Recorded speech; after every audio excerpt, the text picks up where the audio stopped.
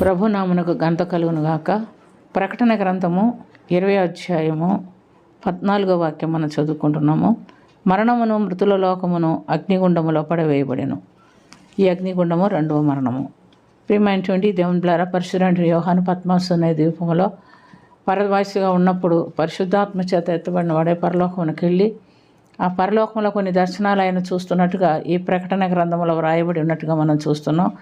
మనం ఎవరూ పరలోకమునకు వెళ్ళలేదు, అక్కడ సంగతులు మనకు తెలియదు. కానీ పరిశుద్ధుడైన యోహాను రాయబడిన ప్రకారంగా అక్కడ ఉన్నటువంటి వివరాలు మనం తెలుసుకునేదానికి దేవుడు మనకు సహాయము చేస్తున్నాడు.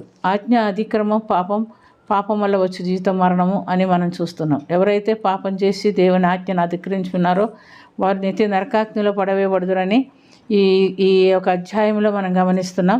మరి 11 నుంచి ప్రకటన గ్రంథం 20:11 నుంచి మనం చూసినట్లయితే, మరియు ధవళమైన సింహాసనమును దాని యందు ఆసీనుడైన ఒక్కని చూచి తిని, భూమి ఆకాశములు ఆయన సముఖము నుండి పారిపోయెను, వాటికి నిలువ చోటు కనబడకపోయెను. మరియు గొప్పవారేమి కొద్దివారేమి మృదులైన వారందరూ ఆ సింహాసనం ఎదుట నిలబడి ఉండట చూచి తిని, అప్పుడు గ్రంథములు విప్పబడెను, మరియు జీవగ్రంథమని వేరొక గ్రంథం విప్పబడెను. ఆ గ్రంథముల యందు వ్రాయబడి ఉన్న వారిని బట్టి తమ క్రియల చొప్పున మృదులు తీర్పు పొందిరి. సముద్రం తనలో ఉన్న మృతులను అప్పగించెను, మరణమును పాతాళ లోకమును వాటి వశములో ఉన్న మృతులను అప్పగించెను, వారిలో ప్రతివాడును తమ క్రియల చొప్పున తీర్పు పొందెను అని మనం చూస్తున్నాం. అంటే ఇక్కడ ఈ లోకంలో మనుషులు ఎన్ని తప్పులు చేసినా తప్పించుకోవచ్చు, ఎవరు చూడలేదనుకుంటారు. కానీ మన చూపులు, తలంపులు, మాటలు, క్రియలు సమస్తము ఆ యొక్క గ్రంథంలో వ్రాయబడి ఉంటుంది. వేరొక గ్రంథం, మన పేరట రాయబడిన గ్రంథం అక్కడ ఉంది.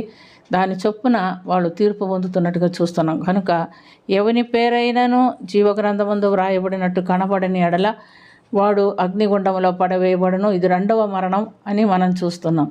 అయితే ప్రియమైనటువంటి దేవులారా, యేసు ప్రభు మన పక్షాన ఈ మరణం నుంచి మనల్ని తప్పించేదానికి పరలోకం నుండి దిగి వచ్చి తండ్రికి మనకు మధ్యవర్తిగా కుమారుడు ఈ లోకంలో జీవించి మన మరణం నుంచి తప్పిస్తున్నట్టుగా మనం చూస్తున్నాం. మోషే కూడా ఆనాడు తన ప్రజలను నడిపించేటటువంటి సమయంలో నిర్గమకాండం 32వ అధ్యాయంలో మనం చూసినప్పుడు, మోషే ఆ నిబంధన పలక కొరకు దేవుని సన్నిధిలో ఉన్నప్పుడు ప్రజలు పాపం చేస్తున్నారు, అహరోను బంగారు దూడను చేయించి వారికి నమస్కారం చేయించినప్పుడు దేవుడు అన్నాడు, ఈ ప్రజలు నాకు వ్యతిరేకంగా పాపం చేసి వారిని నేను నాశనం చేస్తాను అన్నప్పుడు మోషే అంటున్నాడు, అయ్యా నువ్వు వారిని క్షమించకపోతే నా పేరు కూడా జీవగ్రంథం ముందు తుడిచివేయి, వారిని లేకపోతే నువ్వు వారిని క్షమించు అని వారి పక్షమున క్షమాపణ అడుగుతున్నట్టుగా మనం చూస్తున్నాం. అంతకంటే గొప్పవాడైన ప్రభు మన పక్షాన మరి సమాధాన పరిహార్థ బలిగా ఆ సిలువలో మరణించి మనకు విడుదల ఇస్తున్నట్టుగా మనం చూస్తున్నాం. కాబట్టి ప్రభునందు విశ్వాసం ఉంచి వాక్యానుసారమైన జీవితం ఎవరైతే జీవిస్తారో, ఆయన రక్తంలో ఎవరు కడగబడతారో వారికి ఈ రెండవ మరణం లేదా ఏ శిక్షా విధి లేదు అని మనం గమనించి దాని ప్రకారంగా ఈ లోకంలో జీవించుటకు దేవుడు మనకు సహాయము చేస్తాడు. ప్రార్థన చేసుకుందాం. ప్రేమ కలిగిన తండ్రి, కృప కలిగిన ప్రభు, సృష్టిగా నీ అందు విశ్వాసం ఉంచి సమస్త విధమైన పాపము నుండి మేము విడుదల పొందిరై రక్తములో కడగబడిన వారమై పరిశుద్ధపరచబడిన వారమై జీవగ్రంథమందు మా పేర్లు వ్రాయబడిన వారమై నీ రాజ్యములో ప్రవేశించుటకు మాకు మీరు సహాయం చేయమని, దీవించమని, కరుణించమని యేసుక్రీస్తు పుణ్య నామమున అది మిక్కిలి వినయంతో అడిగి వేడుకొంచున్నాము తండ్రి. ఆమేన్.